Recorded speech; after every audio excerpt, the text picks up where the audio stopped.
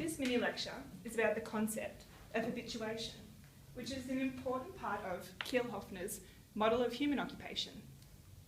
This week it's important that you do the reading in chapter 5, which will describe about habituation, provide some case studies, and help you to understand the different concepts.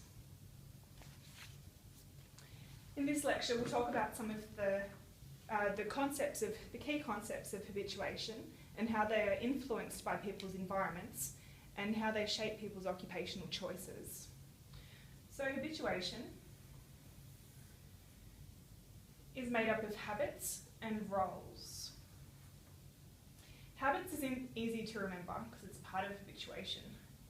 People's habits are the ways in which they automatically respond and perform in certain and consistent ways in familiar environments. So when you're at home, you might have habits. When you're at school, you might have habits, and they're reliable and consistent ways of acting.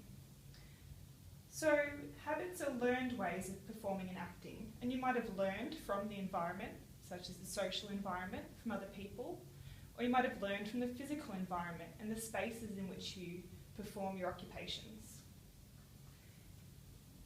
Habits provide us with a feeling of familiarity and comfort. They're reliable. They're also socially recognised and expected, and some habits are actually depended upon for social functioning and social order. So habits characterise the temporal aspects of our routine. That's time. So habits make up time of day.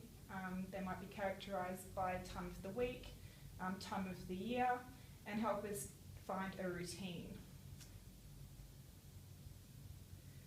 Roles are also a very important part of habituation. They characterise the social aspects of our routine.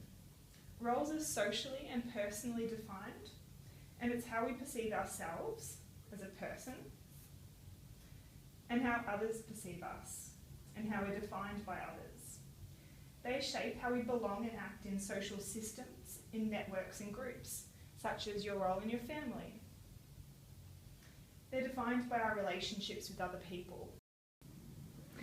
So let's put this together. So habituation is made up of habits and roles and characterise our routines. They're shaped by our environments and they influence how and when we participate in occupations. So if you can pick an occupation that describes your habituation, you can explore this and unpack this to help understand this concept for yourself. One example would be your occupation as a student.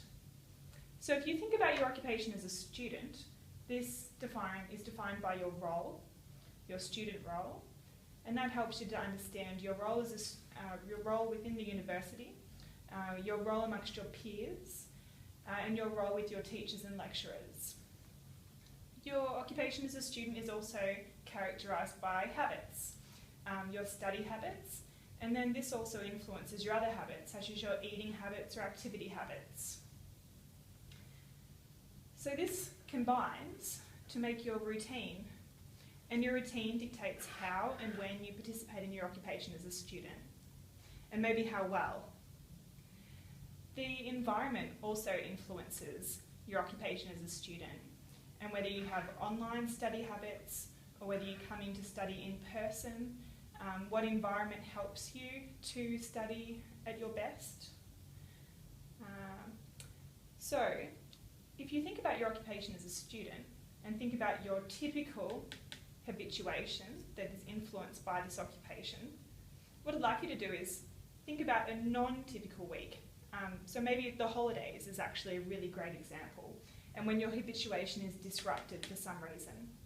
Or another example might be when you're unwell. So let's use this example of the holiday period. So your typical habituation is disrupted. You don't have your usual routine.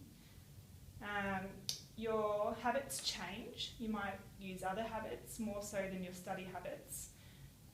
Your role changes. You no longer have to take on the student role every day. You might take on other roles, and your balance of roles changes. So maybe it's more important for you to be a mother or father or sister or brother during this time. Your environment changes. You're no longer studying on the university campus, or no longer spending a lot of time maybe in a home office or your study, reading your study materials or engaging in other study habits.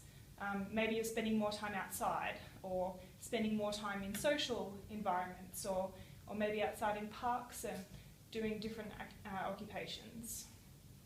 So think about how this feels. Maybe some parts of it feel good. Maybe you have more time. You can use your time more effectively on other things that you needed to get done around the home. Or maybe you're actually less effective and maybe you sleep more or do more leisure or sedentary activities. Thinking about your typical habituation and a time where this is disrupted can help you understand this concept, and I'd recommend mapping that out for yourself.